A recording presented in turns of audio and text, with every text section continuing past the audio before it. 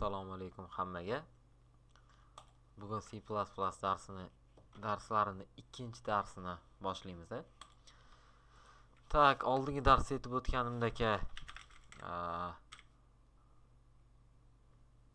o'tganimdek bugun o'zgaruvchilar bilan tanishamiz C++dagi. Tak, men mana proyekt ochib oldim. Endi oldingi darsda aytib o'tmagan narsalarimni bu darsda aytib ketaman, chunki oldingi darsda yodimdan ko'tarilgan ekan. Tak, bizga asosiy kerak bo'ladigan narsalardan boshlayman. Proyekt sizlarda tayyor ochib turibdi, masalan, uni ustiga yana bitta proyekt ochmoqchisizlar. Uning uchun nima qilasizlar? Mana bitta fayl bo'limiga o'tasizlar, burchakdagi fayl bo'limiga. O'sha yerdan new ni bosib, project tanlaysizlar. Project tanlab, console application, go C++, next. Keyin proyektga ism berasizlar. Next bossanglar. Ism berib next bosib, finish bossanglar, yana bitta proyekt ochiladi. Mana ko'rishimiz mumkin qanaqa ochishi. Tak, mana. Ochilganda mana ikkita bo'lib qoldi. Endi qaysi biri kerak bo'lsa, o'shanisiga o'tib ishlayverasizlar. Buni ham umuman bu yoqqa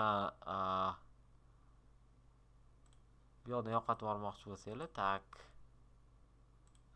Remove files. Tak. Clean mana. Mana close project bor ekan, close project bosasizlar. Tak. Endi o'zgaruvchilar yana nimaga to'xtalib o'tishimiz kerak. Tak, masalan, ikki qatorli kod yozildi. Birinchi qatorda xato bor. Qatorlarni mana bu raqamlar, sonlar belgilab beradi. Ya'ni birinchi qator include iostream. Kodlarimiz 7 va 8 qatorda turibdi. Men 7 qatordagi kodni oxirida nuqtali virgulni tashab ketaman va qanaqa hodisa sodir bo'lishini birgalikda ko'ramiz. Tak, ishga tushiraman kodni. Xatolik berdi. Nima deyapti? Expected nuqtali virgul before cout. Ya'ni mana bu coutdan oldin 7 qatorda nuqtali virgul kutilgan edi deyapti. Ya'ni bo'lish kerak edi demoqchi. Nuqtali virgulni qo'yib qo'ysa ishga tushiradi. Tak, sizlarda manba oyna yo'q bo'lib qolishi mumkin, x bosib olgan bo'lishingiz mumkin, boshqa bo'lishi mumkin. Buni orqaga qaytarish yoki buni yana ko'rish uchun shunchaki F2 knopkasini bosishingizlar o'zi yetadi. F2. Yozib ham ko'rsatib F2 knopkasi. Tak, yoki mana bu view bo'limida logs degani bor. Logs bosishinglar kerak bo'ladi. Tak, endi tasavvur qilinglar, men ozgina 3-4 qator kod yozib olaman. Masalan, bizning bugungi qahramonning ismi Abdulloh bo'lsin. Ya'ni men o'zim ismim. Endline. Abdulloh 20 yoshda. Masalan, Abdulloh o'zining ismi Abdulloh ekanidan mamnun. Lekin u 20 yoshda ekanidan mamnun emas deb kodni yozib oldim. Ishga tushirib ko'raman. Tak, konsolda ham shu qatorli kodlarni ko'rishimiz mumkin. Xo'sh, agar bizga vazifa sifatida qahramonning ismini o'zgartirish berilgan bo'lsa, buni qanaqa qilib amalga oshirishimiz mumkin? Tak, hamma bilgandek birinchi bo'lib qilinadigan ish, qayerda qahramon ismi kelgan bo'lsa, o'shani topamiz va o'zgartiramiz. Masalan, qanaqa ismga o'zgartirsa bo'ladi? Laziz ismiga o'zgartirsak bo'ladi. Laziz. Hamma qahramonning ismini Lazizga o'zgartirib chiqaman. Tak, Lazizga o'zgartirib chiqdim va ishga tushirdim. ko'rishimiz mumkin, qahramonning ismi o'zgargan. Bizning bugungi qahramonning ismi Laziz. Laziz 20 yoshda. Laziz o'zining ismi Laziz ekanligidan mamnun, lekin u 20 yoshda ekanidan mamnun emas. Tak, to'rt qator kod uchun bu yo'l ko'rib turganimizdek ishlaydi, lekin bizga butun boshli kitob berilgan bo'lsa-chi yoki qahramonning ismini bir necha marotaba 100 qatorli kodda o'zgartirishimizga to'g'ri kelib qolsa-chi, unda nima qilamiz degan savol bo'ladi hammada. Bo'lishi mumkin. Tak, uning uchun bizga o'zgaruvchilar kerak bo'ladi. O'zgaruvchini nima deb tasavvur qilsak bo'ladi? Qanaqadir ma'lumot saqlash uchun narsa tasavvur qilsak bo'ladi. U любой narsa bo'lishi mumkin, istalgan narsa bo'lishi mumkin. Ma'lumotni o'zida saqlasa bo'ldi. Xo'p,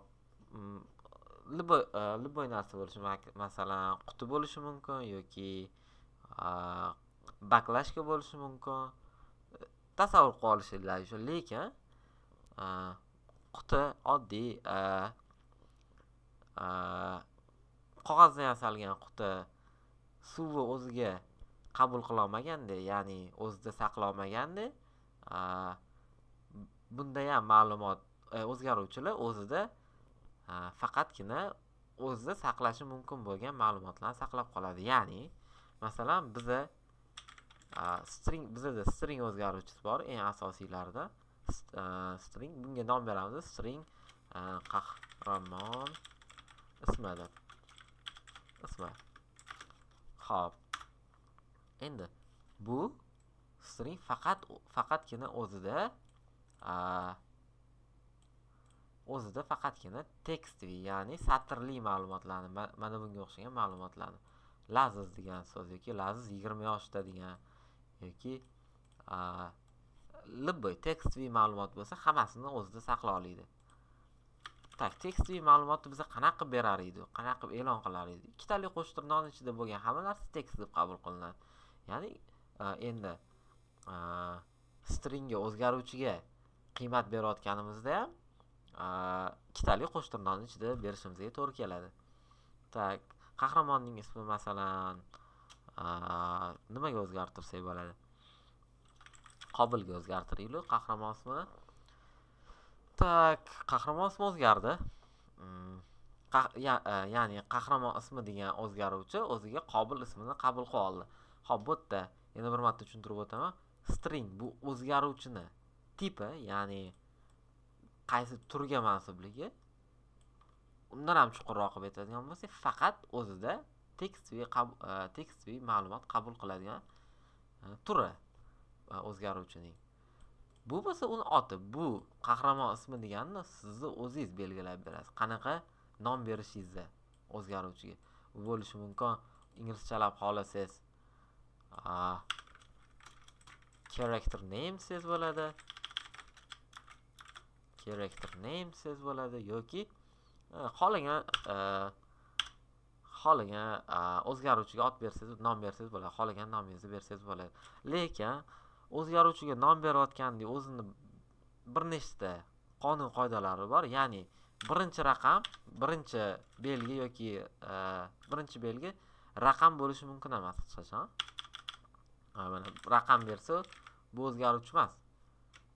Qanaqadir son deb o'ylayapti yoki kod deb o'ylayaptimi? Shuning uchun boshqacha rangni berib qo'ydi o'zi, fioletoviy rangda. Tak. Birinchi belgisi harf bo'lishi kerak. U katta yoki kichik harfligi ahamiyatga ega emas. Masalan, katta harf berishimiz mumkin va hech qanaqa belgilar ishlatib bo'lmaydi. Buning ichida masalan bunaqa belgi yoki bu belgi yoki bu belgini ishlatib bo'lmaydi. Ko'paytiruv belgisini ishlatib bo'lmaydi. Faqat harf va son. Va son birinchi belgi bo'lishi kerak emas o'zgaruvchi nomining. Tak, bizda qahramon oti, qahramon ismi, ya'ni tak, qahramon ismi degan o'zgaruvchi berdi. Va qahramon ismi o'ziga Qobil ismini o'zgartirib oldi, o'zlashtirib oldi. Undan ham chuqurroq tushuntiriladigan bo'lsa, bizlar qachonki string qahramon ismi degan o'zgaruvchini e'lon qilsak, sizlarni RAM xotiranglarda hozir tushuntirib beraman. Undan ham chuqurroq qilib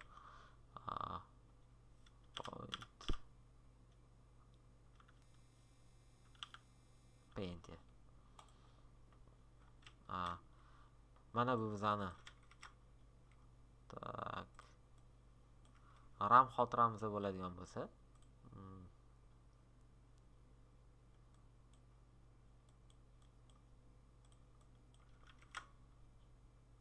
RAM xotiramizda bo'ladigan bo'lsa, bizni string o'zgaruvchi ochsak, masalan, string mana shunaqa joy ochdi, string qahramon oti degan. Masalan, buning ichida millionlagan katelar bo'ladi. Xo'p, katelar ko'rinishi.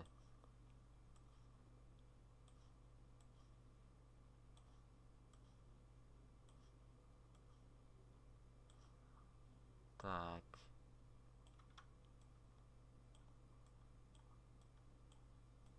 Xo'p, shunga o'xshagan millionlab katelar bo'ladi. Qachonki siz o'zgaruvchi ochganingizda shu katelardan, ya'ni shu katelardan xotirangizdagi shu katelardan bittasini, ya'ni qaysi xotira?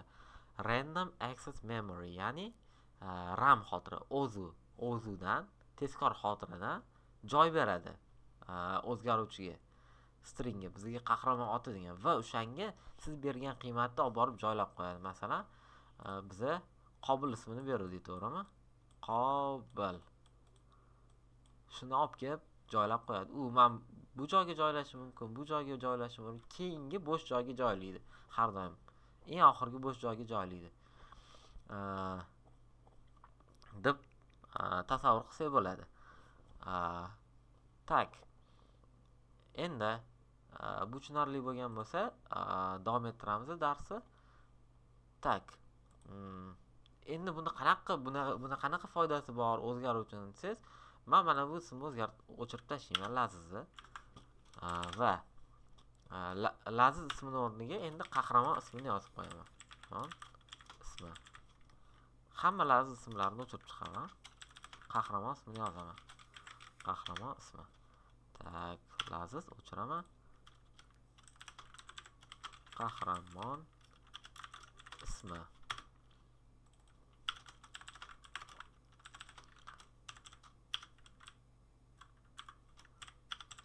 Tak, mana shu joyda sizlarga tushunarsiz bo'lgan bo'lishi mumkin. Nega mana bunaqa oqim belgilarini qo'yyapti deb. Har doim o'zgaruvchilar e'lon qilinayotganda o'zgaruvchi oqim belgisi ichida bo'ladi. Undan keyingi tekst yana qahramon ismi o'zgaruvchi oqim belgilari orasida va keyingi tekst. Xo'sh, tekstlarni ham ko'rishinglar mumkin. Ikkitali qo'shtirnoqning ichida nega bu alohida ikkitali qo'shtirnoqning ichida, bu ham alohida ikkitali qo'shtirnoqning ichida desanglar, agar bu qo'shtirnoqlarni men olib tashlasam, mana bu qo'shtirnoq va mana bu qo'shtirnoq orasidagi har bir narsani u tekstli ma'lumot deb o'ylaydi. Ko'rishinglar mumkin. Qahramon ismini ham tekstli ma'lumot deb o'ylaydi. Buni ham hozir tekshirib ko'ramiz. Hozirchalik qo'yib turaman. O'zini joyiga qo'shtirnoqlarni tak. Endi ishga tushirib ko'raman. Ishga tushirib ko'raman. Endi ko'rishinglar mumkin. Bizning bugungi qahramonning ismi Qobil. Qobil 20 yoshda. Qobil o'zining ismi Qobil ekanidan mamnun, lekin u 20 yoshda ekanidan mamnun emas. Tak, qahramonning ismi o'zgardi. Endi buni bir necha marotaba bir marta o'zgartirish orqali xohlaganimcha o'zgartirishim mumkin. Ya'ni men faqat qahramon ismiga yangi qiymat beraman. Butun tekstiga hamma qahramon ismi o'zgaradi. Hammasini bittalab qo'lda o'zgartirib chiqishimga hojat bo'lmaydi keyin. Masalan, Tom deylik, qahramonning ismini. Tom. O'sha hammasi o'zgardi. Bizning bugungi qahramonning ismi Tom. Ya'ni ishimizni birmuncha yengillashtirib beradi. Tak. Endi mana bu qo'shtirnoqlarni olib tashlaylik. Qahramon ismi degan va mana bu oqim belgilari ham ko'k rangga o'zgarib qoldi. Shuni o'zidan tushunishimiz mumkin. Buni tekst, ya'ni satrli ma'lumot deb qabul qilyapti kompyuter. Endi ishga tushirib buni yana tekshirib ko'ramiz. Ko'rishinglar mumkin, mana tekst deb oldi buni. Shuning uchun mana bu yerga qo'shtirnoqni yopib qo'yaman, bu yerga yana ochib qo'yaman.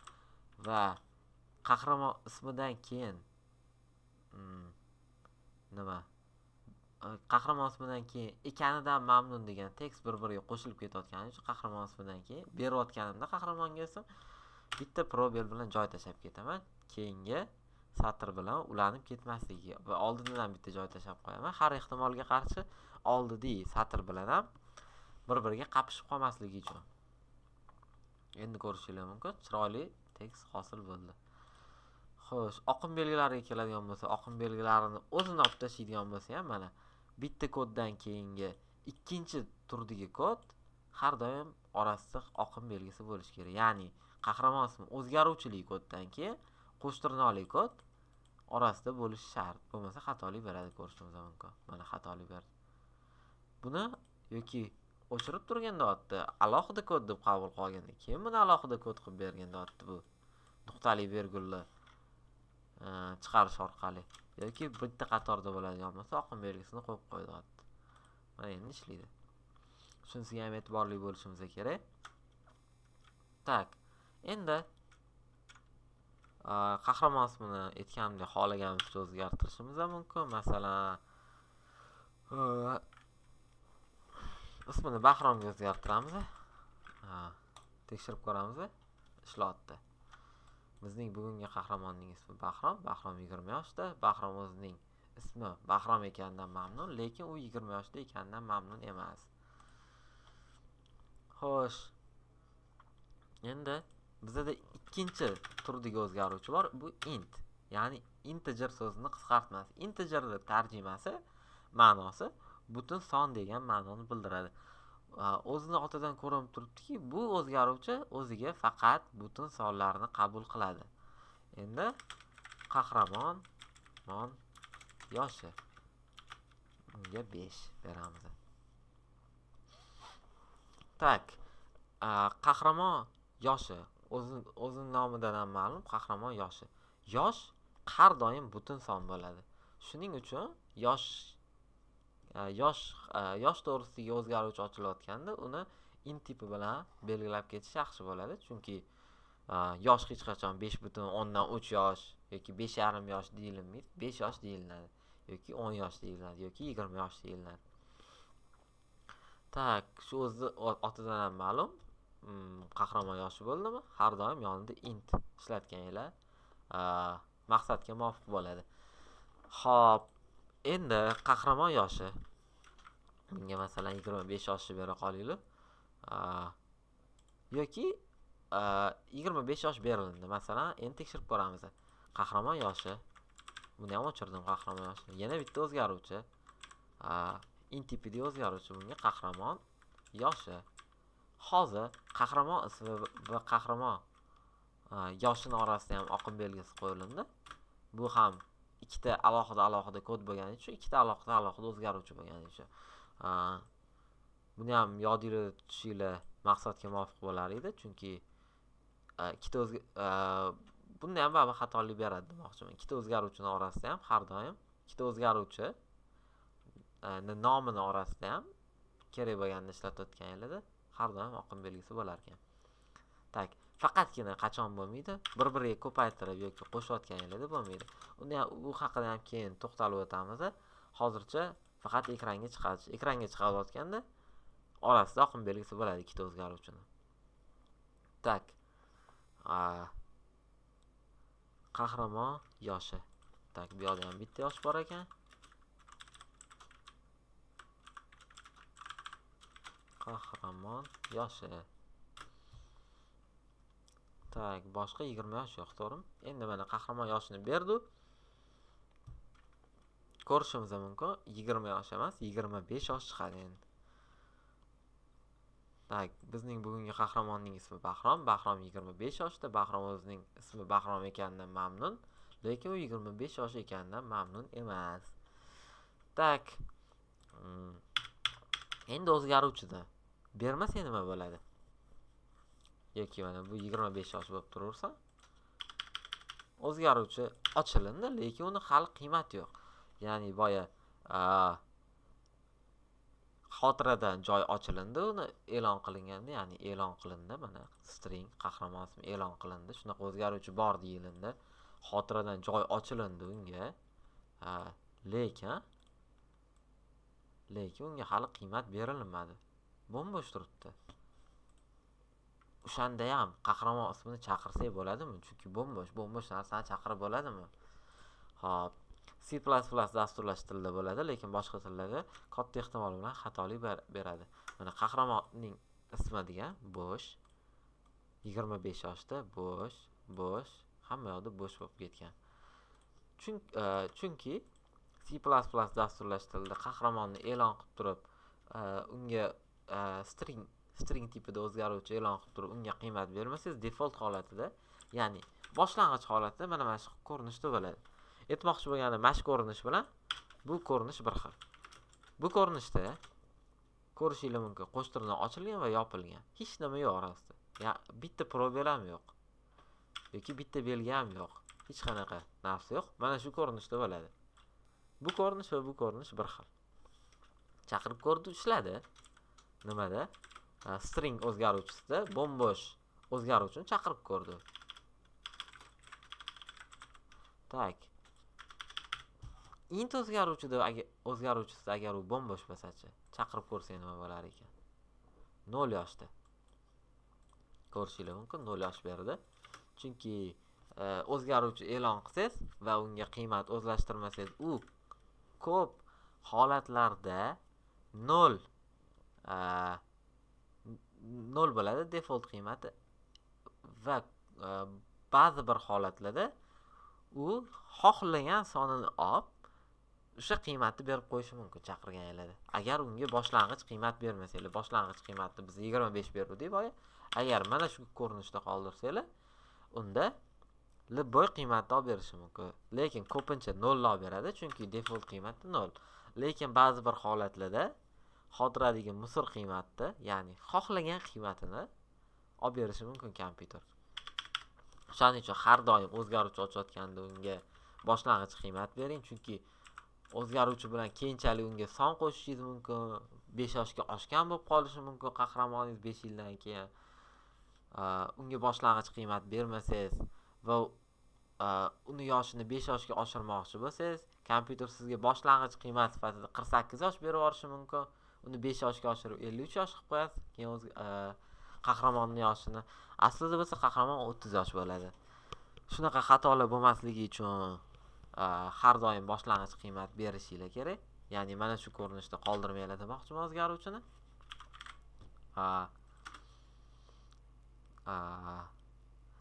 Shunda maqsadga muvofiq bo'ladi. Yana nimalar bor bunda? Mana o'zgaruvchini o'zini e'lon qilish ham ko'p yo'llar bor. O'zgaruvchi e'lon qilib qo'yilindi va qahramon yoshi deb uni endi 25 ga o'zgartirib qo'ysa ham bo'ladi. Ahamiyatga ega emas, uni qanaqa qilib belgilab berish. Mana, bab 25 yoshda chiqyapti, 0 yoshda chiqmayapti. Chunki kodlarimiz qanaqa o'qilinadi? Birinchi bo'lib bizni build and run knopkasini bosganimizda kompilyatorimizning kursori mana shu yerga kelib oladi, mainga. Main ya'ni asosiyga kelib oladi. Asosiy mana shu ikkita figurali qovuslarning ichi o'qilinadi har doim kodimizda. Buni tashqarisiga yozilgan narsalar o'qilinmaydi. Mana shu yerga kelib olib, shu yerda o'qilinadi. Tak, birinchi shu yerga keladi. Birinchi qatorda hech nima yo'q ekan deydi, ikkinchi qatorga tushadi. Yo'q ekan, uchinchi qator. String qahramon ismi deydi, xotiradan joy ochilinadi. Bahromi berib qo'yiladi xotiraga. Keyin 4-qatorga o'tdi. Qahramon yoshi. Bo'ldi, qahramon yoshi degan o'zgaruvchi ochilindi, lekin uni qiymati yo'q. Default holatda 0 deb saqlanib turadi ko'pincha. Keyin siz pastdan 25 ni berganingizda uni 0 ni chiqarib tashlaydi, esdan chiqadi. 25 ni berib qo'yadi xotirada. Soddaroq tushuntirish uchun aytishimiz mumkin. Mana xotirasi ochuvdi, xotiradan joy ochuvdi. Masalan, qahramon yoshi deylik, qya ochgan, boshlang'ich qiymati yo'q edi, 0 berib qo'ydi. 0 berib qo'ydi. Endi bo'lsa o'zgartirib uni 25 qildi. 25 qilib qo'ydi. Tak, yoki qahramon yoshi bilan ishlayotgan bo'lsak. Mana bu yoqda e'lon qilsak-chi qahramon yoshini. teng yoshi teng bo'lsa 31 ga. Qayerda xatolik bo'ldi?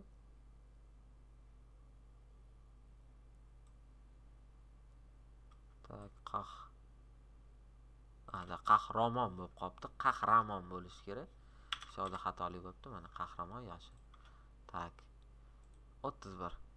Mana endi ko'rishimiz mumkin. Bizning bugungi qahramonning ismi Bahrom. Bahrom 25 yoshda. Bahrom o'zining ismi Bahrom ekanidan mamnun, lekin u 31 yoshda ekanidan mamnun emas. Nima bo'lyapti bu yerda? Birinchi bo'lib o'zgaruvchi ochilindi. Qahramon yoshida 25 berilindi. Pastga tushdida. Mana bu xatolik kelganda 25 ni borib olib keldi. 25 chiqazib qo'ydi. Keyin bo'lsa 31 berganimizdan keyin biz bu qatorda qahramon yoshi 31 ekan dedi. Ani 25 qiymatni xotiradan chiqazib tashladi va 31 yuklab qo'ydi. Endi keyingi safar qahramon yoshini so'raganimizda u 31 ni olib kelyapti mana. Bu bilan nimani tushunishimiz mumkin? Har doim o'zgaruvchiga berilgan oxirgi qiymat xotirada saqlanadi.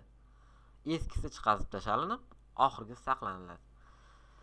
Tak, bu holat masalan Bahrom ismi bilan ham ishlaydi, masalan qahramon ismi string bilan ham ishlaydi va int bilan ham ishlaydi. Qahramon ismi buni ham masalan tenglab qo'yishim mumkin, boyidagi lazat qilib qo'yishim mumkin. Nuqtali virgulimiz qolib ketibdi mana, ko'rishingiz mumkin. Xatolik berdi. Tak, ishga tushiramiz mana. Bizning bugungi qahramonning ismi Bahrom. Bahrom 25 yoshda. Laziz o'zining ismi Laziz ekanidan mamnun. Shu qatorda o'zgartirganimizdan keyin o'zidan keyingi qatordagi hamma qahramon ismlari Lazizga o'zgarib qoldi.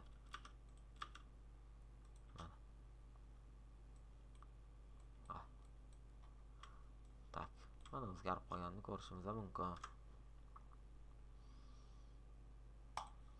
Tak, menimcha o'zgaruvchilar bilan ishlash, ularni ekranga chiqarish, oqim belgilari tushunarli bo'ldi deb o'ylayman. Ularni e'lon qilish. Xo'sh, menimcha tushunarli bo'ldi. Agar o'zingizda qanaqadir savol bo'ladigan bo'lsa, uni javobini topishning eng oson yo'li shunchaki ishlatib ko'rish. Masalan, sizlarda savol bo'lgan bo'lishi mumkin. Bundan keyin yana bitta oqim belgisi qo'yib qo'ysaydi, keyin yozsang nima hodisa sodir bo'lishi mumkin deb. Buni shunchaki ishga tushirib ko'rib bilsanglar bo'ladi. Mana xatolik beryapti o'sha. Shuna qilib tekshirib ko'rsanglar bo'ladi demoqchiman. Tak. Har doim ehtiyotkor bo'linglar. Return 0 kodi bilan bu har doim kodingizda bo'lsa hech qachon ochirib yormanglar, chunki kodinglar tepadan pastga o'qib kelinib, return 0 o'qilgandagina tugaydi dasturingiz. Bo'lmasa tugamaydi. Return 0 masalan returnni o'chirsak dastur ishga tushmaydi ham. Ishga tushganini ko'rdik. Ishga tushar ekan. Lekin dasturingiz tugamaydi. Katta ehtimol bilan kodlarimizni orqaga qaytaramiz, returnni olib tashlaymiz. Hozirchalik bu sodda kodlar bo'lgani uchun kod ishlab turibdi, lekin uzunroq kodlar bilan ishlaganingizda return hech qachon o'chirilmasligi kerak. Bu mavzuni, bu return 0 mohiyatini tushunish uchun biz funksiyalar mavzusiga o'tganimizda tushunish boshlaymiz. Hozircha bo'lsa bunga alohida to'xtalib o'tish ham kerak yo'q. Shuni aytmoqchimanki, return 0 bilan ehtiyot bo'linglar. Har doim ham dasturingizda ishlamasligi mumkin return kodi o'chib ketadigan bo'lsa. Tak. Endi string hozircha kerak emas bizga hozir int bilan ishlashni o'rganamiz yana. Tak. Qahramonning yoshi 25 dedik. Lekin uni o'zgartirsak bo'ladimi? Ya'ni qaysi ma'noda? Kursorni olib kelib 25 ni o'chirib 30 yozish bilan emas, balki qahramon yoshi teng qahramon yoshi plus 5 qilish orqali. Ya'ni nima demoqchiman? Biza har doim ham dastur yozayotganimizda qahramonning yoshi nechida ekanligini bilmaymiz. Chunki qahramon o'zini dasturda birinchi bo'lib siz qahramondan yoshini kirgizishini so'raysiz yoki foydalanuvchidan yoshini kirgizishini so'raysiz. Necha yosh kirgizishini bilmaysiz. Yosh kirgizdi, bu yoshni bilmagan holda biza o'zini yoshiga yana 5 qo'shib qo'yish imkoniyatimiz bor. Mana bu yoqda nima deyilyapti? Qahramon yoshi endi boshqacha bo'lsin deyilyapti. Ya'ni o'zlashtirib olsin o'ziga deyapti. Barobar belgisi shuni bildiradi. O'zlashtirsin o'ziga. Qahramon yoshiga 5 qo'shilganini deyapti. Qahramon yoshi bizda necha edi o'zi? 25 edi. Va unga 5 qo'shdik 30 bo'ladi. Endi qahramon yoshini ekranga chiqarsa, qahramon yoshini bizda 30 chiqadi. Mana ko'rishingiz mumkin 30 chiqyapti. Qahramon yoshi 25 edi. O'ziga 5 qo'shyapti. 25 ga 5 qo'shyapti. 30 bo'lyapti. O'ziga yuklab qo'yapti endi. Tushunarli bo'ldi degan umiddaman. Tak, bizda yana ya'ni aytmoqchi bo'lganim integer tipidagi ma'lumotlar bilan qo'shish, ayirish amallarni amalga oshirsa bo'ladi. Umuman matematik har qanday amallar amalga oshirsa bo'ladi. Masalan, birinchi son deylik. 5, ikkinchi son bu 10 deylik. Konsolga birinchi son qo'shilgan ikkinchi son chiqsin davomli. Mana bu yerda ko'rishingiz mumkin. Birinchi o'zgaruvchining ismidan keyingi oqim belgisini qo'ymadim. Chunki bu yerda ikkalovi bir xil tipda o'zgaruvchi, ikkalovi ham int va qo'shish amalini bajarmoqchiman. Qo'shib chiqargan demoqchiman. Ko'rishingiz mumkin. Birinchi son yo'q deyapti. Bu yerda birinchi emas, bir necha bo'lib qolibdi. Birinchi qilib qo'yib to'g'rilab qo'yamiz. Birinchi son. Endi ishga tushib ko'ramiz. Tak, qanaqa xatolik beryapti? Birinchi son yo'q deyapti. Tak. Birinchi son ham bitta i'ga ko'payib ketib qolibdi. Mana endi ishlaydi. 15 chiqyapti mana. 10 ga 5 qo'shib chiqazyapti. Tak. Endi biza integer faqat o'ziga butun qiymatlarni qabul qiladi dedi. Masalan, biza 5.6 berdi. Konsolga yana mana chiqarib ko'ramiz. Birinchi son qo'shilgan ikkinchi son. O'shanda necha chiqadi deb o'ylaysizlar? 10 ga 5.6 ni qo'shdi 15.6 bo'ladi. Lekin bizda 15 chiqyapti ekranga. Tak, bu yerda qanaqa hodisa yuz beryapti? Biza 5.6 ni birinchi son degan int tipidagi o'zgaruvchiga yuklamoqchi bo'lsak, int tipi faqat o'ziga 5 ni oladi. Birinchi son o'ziga faqat 5 ni oladi. 5.6 ni qabul qila olmaydi. 5 ni oldi. Ikkinchi son e'lon qilindi, 10 ni oldi. 5 ga 10 ni qo'shdi, 15 chiqdi. Endi mana bunaqa holat bo'lsa-chi, birinchi son. Bunda birinchi sonni 5.6 berganimiz bilan 5 turibdi o'zida. Butun qismini qabul qilgan. Qo'shilingan 3.4 deylik. Hozir 8.4 chiqadimi yoki 8 chiqadimi? Buni soddalashtirish uchun 5 qilib qo'ya qolaylik, tushunarliroq bo'lishi uchun. Tak, hozir 8 chiqadimi yoki 8.4 chiqadimi? Ko'rishimiz mumkin. Bizda 8.4 yana birinchi sonni yozishda xatolik qilib qo'ydim. Tak, 8.4 chiqadi bizda. Nega? Chunki bu 5 edi va 3.4 qo'lda e'lon qildi. U hech qanaqa o'zgaruvchida emas. Buni o'zimiz aytamiz 3.4 deb. 5 ga 3.4 qo'shdi deydi. Kompyuter qo'shdi va chiqardi. Tak, endi sizlarda savol bo'lgan bo'lishi mumkin. Kompyuter faqat o'ziga butun sonli qiymatlarni qabul qiladimi degan. Yo'q, o'zgaruvchilar bor yana. Double va float degan o'zgaruvchilar bor. Xo'sh, ikkalovi ham kasr, любой haqiqiy sonni qabul qiladi. Faqat float qabul qilish chegarasi double ni qabul qilish chegarasidan kichkina. Ya'ni, masalan, mana bu son deydi. Shuni float qabul qilsa, oxirgi maksimalniy qiymati float shu bo'lsa, double undan ko'ra ko'proq. Shu sonni double qabul qila oladi o'ziga, sig'dira oladi. Mana intga ham to'xtalib o'tib ketamiz. Intni qabul qilish chegarasiga mana masalan int max degan kodimiz bor. Bu intni qabul qila oladigan eng katta chegarasi. Eng katta son, eng katta qaysi son intga sig'adi. Int o'ziga qabul qila oladi.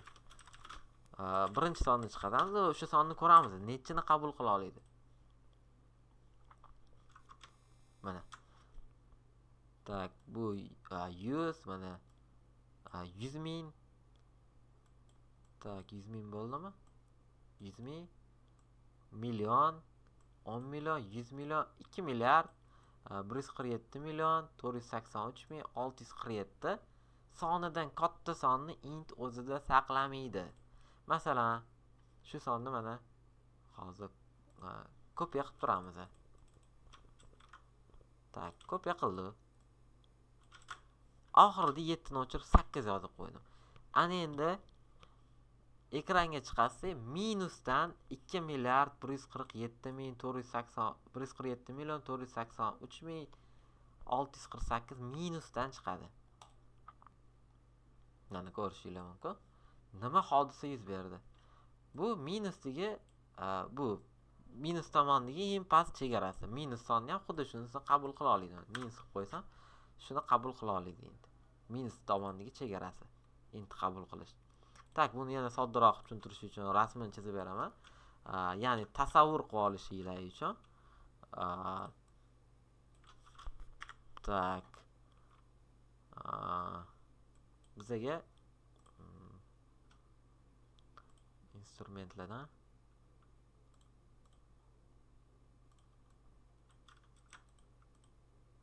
tak. Mana bu son o'qidinglar. X bu eng katta qiymati, bu eng kichkina qiymati. Mana bu yerda 0 turibdi o'rtasida. Eng katta qiymati bu 2 milliard 147 million nechidir edi, to'g'rimi? Bu minus chegarasi. 2 milliard minusdan 147 million nuqta qanaqadir son. Xo'p, bizning kodlarni qanaqa qabul qiladi kompyuter? Albatta, bunaqa sonni shaklida qabul qilmaydi. Bundan soddaroq tarzda qabul qiladi. Ya'ni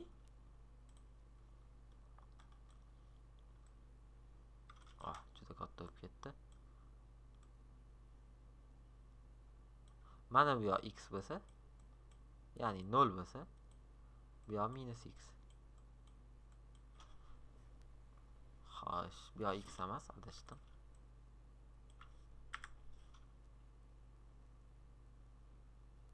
Tak. Mana bu yo x. Bu yo minus x. 0, 1, 2, 3, 4, 5, 6, 7, 8 ketadi-da. Mana mana keladi, to'g'rimi? Bu eng katta chegarasiga keladi. 2 milliard 147 million nechidir degan songa keladi. Undan bitta oshishi bilan minus eng katta chegarasiga kelib qoladi. Chunki minus eng katta chegarasi bu yoqda joylashgan bo'ladi. Minus 1 bu yoqda bo'ladi. Minus 2 bu yoqda bo'ladi. Eng katta chegarasiga kelib qoladi. Faqat shu doirada ishlaydi endi. Shu doiraning ichida ishlaydi. Bundan boshqa qiymatni qabul qilmaydi. Milliard kirgizib olsa ham, 3 milliard kirgizib olsanglar, bundoq aylanib keladi doirani. Mana bu joyga to'g'ri kelib qolsa o'sha 2 milliard sanaydi, yana 2 milliard sanaydi. Mana bu joyga kelib qolsa 5 milliard bo'lsa, shu joydagi son necha bo'lsa o'shani chiqarib yuboradi. Shuning uchun bundan katta qiymat berayotganda berishi o'zi iloji yo'q, chunki shuni orasidagi qiymatni chiqarib beradi har doim. Bundan katta sonni chiqarib bera olmaydi. Uni ustida ishlamaydi ham. Tak, mana masalan berib ko'rishimiz mumkin. Mana shuni 2 ga ko'paytirib. 2 ko'paytirilgan 0. Chunki nima bo'lyapti hozir? Bir marta o'chirib turaman buni. bir marta eng katta chegaraga bordi. 1 ga ko'paytirganimizda, 2 ga ko'paytirganimiz aychimda keldida aylanib, xuddi shu joyga, o'zini boshlang'ich joyiga 0 ga qaytib keldi. 3 ga ko'paytirsa yana o'zini eng katta qiymati bo'lsa, o'shani chiqarib beradi xolos. Minusdan albatta. Mana bu joyga kelib qoldi. Boshiga. Bundan bir ayirib tashlasak, o'zining eng katta qiymatini chiqarib beradi.